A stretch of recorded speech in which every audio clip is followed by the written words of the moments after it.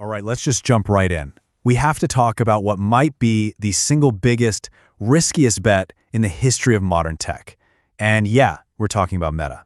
Seriously, what if I told you one of the most powerful companies on the planet is making a bet so huge, so all or nothing, that in just a few short years, they're either going to be the absolute undisputed kings of the entire AI era, or they will have lit a fuse that quietly burns the whole company down from the inside.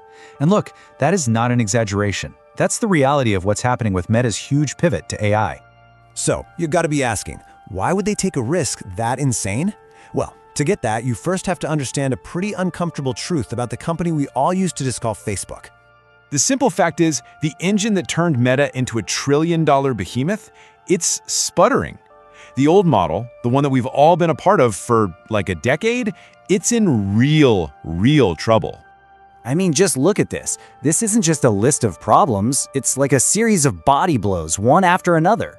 Think about it, right? Apple's privacy changes. That wasn't just a tweak. That was like someone cutting the main power cable to their entire business. Then you've got TikTok, which didn't just steal a few users, it completely shattered their grip on what's cool. And at the exact same time, Apple takes over the hardware, and all these hot new AI startups steal the entire narrative, making Meta look like an old, slow dinosaur. So, when you're backed into a corner like that, you don't just do a small upgrade. No, you come up with a whole new survival strategy, a massive three-part plan to basically rebuild the entire company from the ground up, all centered on AI. And this is where you really get the scale of their ambition. This isn't just about, making Facebook's feed a little smarter. No, the goal here is to make Meta the invisible operating system for human interaction itself. It's like they're trying to build the internet's brand new central nervous system and they want to own it. Okay, so how do they pull this off?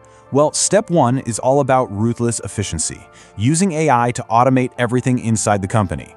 Then step two, this is where it gets a little creepy, honestly. They want to rebuild their ad machine from the ground up with an AI that understands you better than you understand yourself.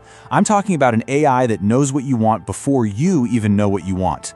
And then there's step three, the grand prize, owning the next major platform by putting these AI agents everywhere. Inside WhatsApp, inside Instagram, and yeah, inside whatever new mixed reality thing they're cooking up. And you have to understand, this isn't some little side project. This is a total bet the entire company moment. They are pushing every single chip they have into the middle of the table. This is the point of no return. And when I say all the chips, I mean all of them. We're talking tens of billions of dollars, not on software, on hard physical infrastructure. This isn't just buying a few more servers, this is like building a digital Hoover Dam, a massive, once-in-a-generation construction project just to get the raw computing power they need for this dream. But here's the thing, right? That money isn't free. It comes from Wall Street. And Wall Street, it can be patient, but not forever. There's a ticking clock. If all this insane spending doesn't start showing real, tangible results by 2026, the market's just going to lose faith.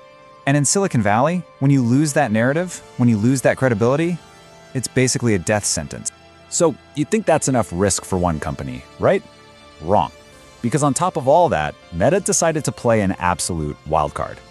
And this might just be the most unpredictable and maybe the most dangerous part of their entire plan. So their big wildcard is to give their most powerful AI models away for free, open source.